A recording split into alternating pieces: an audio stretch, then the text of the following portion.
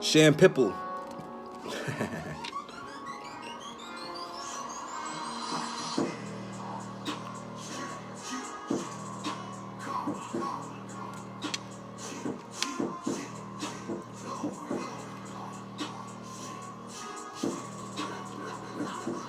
Cambada. Boy, the truth right there. I got a male, mutt, African, Philip, like Del Blunts. Ever told, this is a story you can only live to tell once. Lord, don't help us. Hell drunk. Some weak leaders with the fell front. Hell, what? With a spiky feet with a nail gun and his wifey too. Get a bell rung. Woo. The tallest man is the tallest giant. When you war with lions. From the little walls in Zion. With the laundry drying.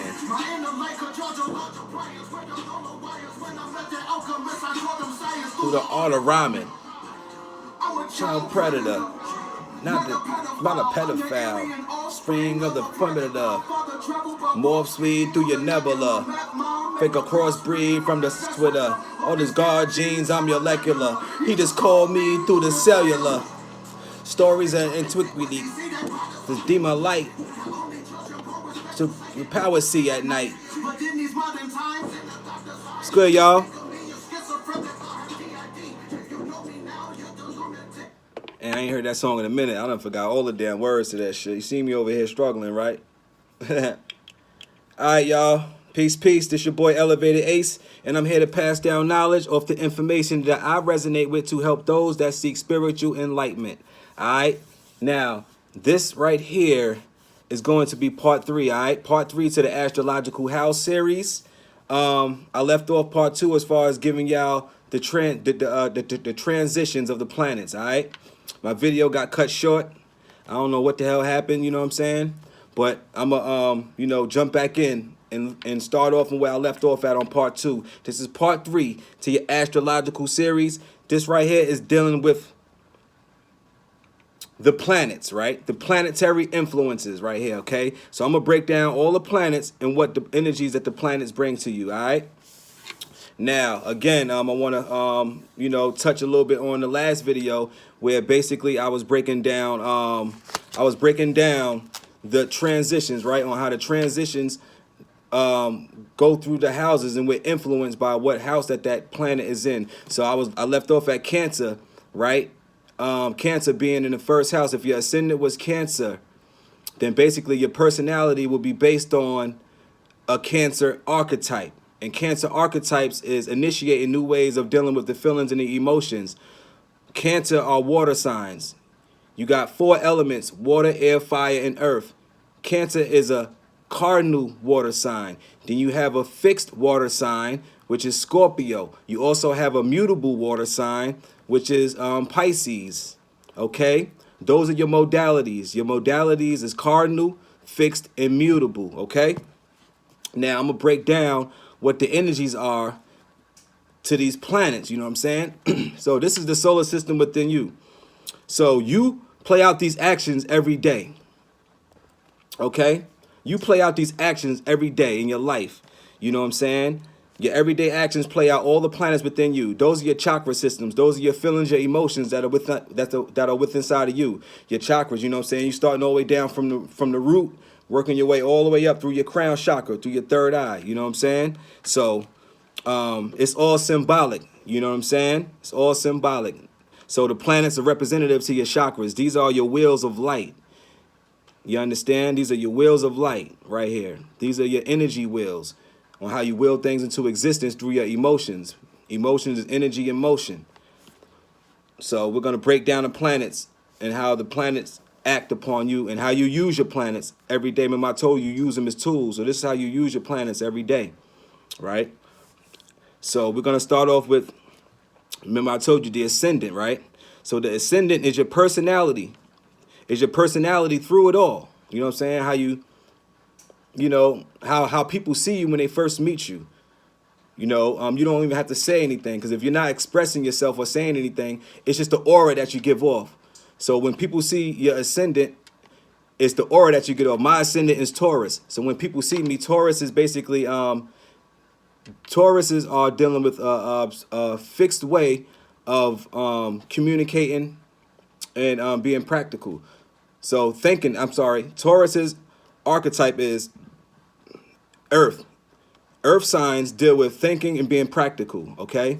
That's what the earth signs do. Taurus is an earth sign, so Taurus deal with a lot of thinking and being practical. So when people automatically see me, without me expressing myself through my ascendant, is I come across as a thinker. I think a lot, and I like to practicalize things. You know what I'm saying? I like to analyze, do a lot of analyzing and being practical.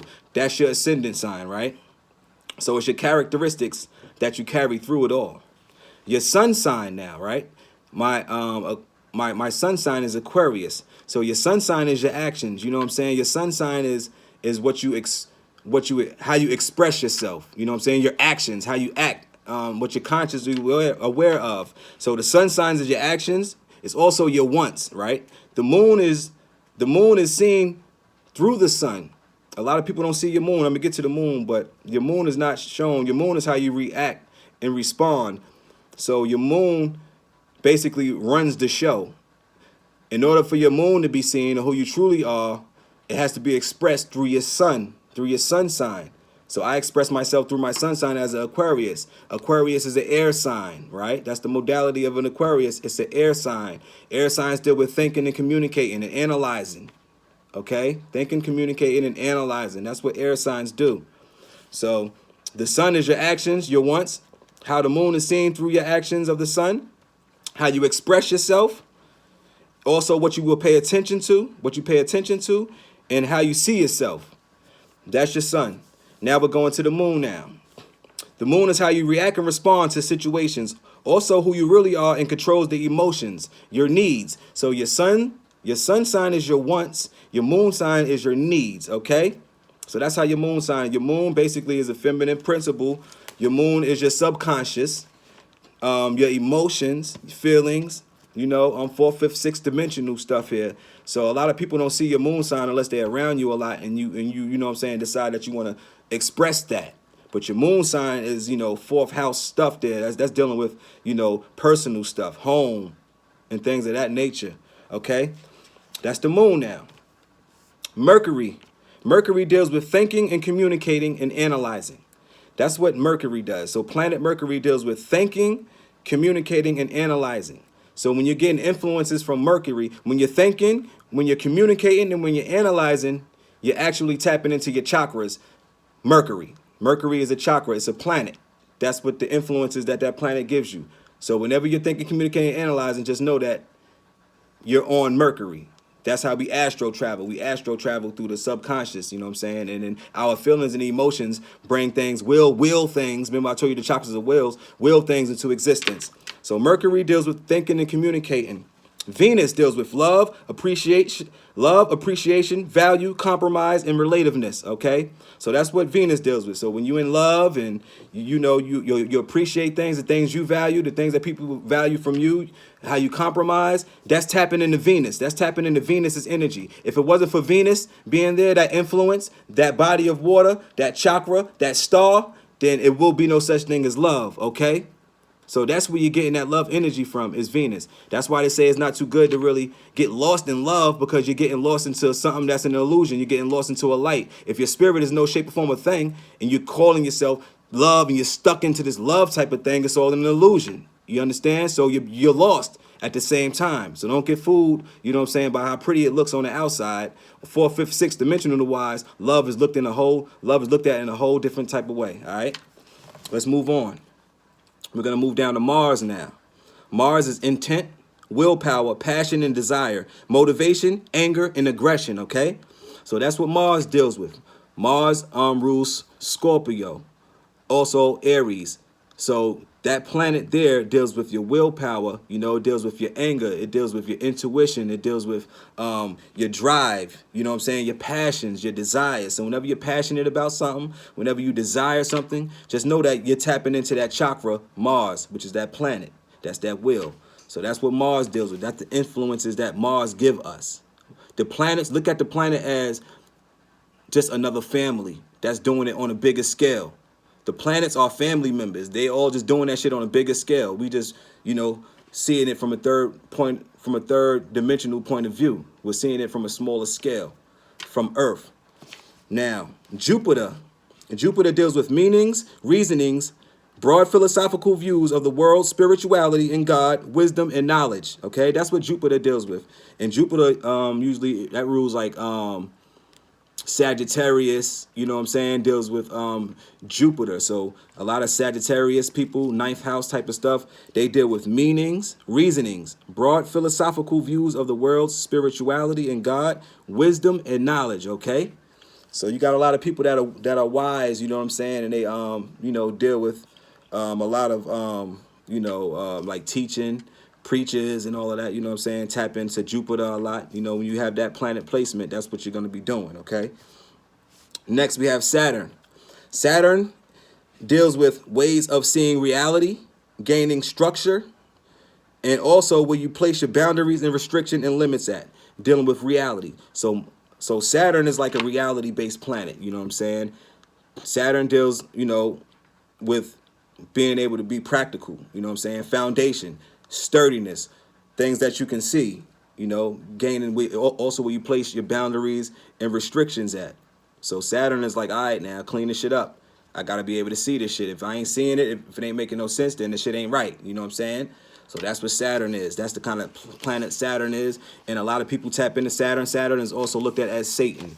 You know what I'm saying? So we'll touch a little bit more on that, but that's a whole nother video. All right, we're going to move on. Neptune, okay? Planet Neptune, the influences that Neptune, you know, that we resonate with, you know. It deals with dreams, illusions, your subconscious, imagination, and fantasy. A lot of Pisces, you know, Neptune rules Pisces, so you got a lot of Pisces out there. And, you know, happy physical to the Pisces out there, you know what I'm saying? It's Pisces season now. We just leaving the Aquarius season. Let me get a little sip of my champagne.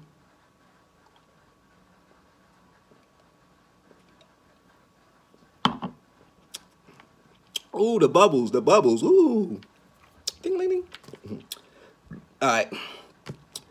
Neptune.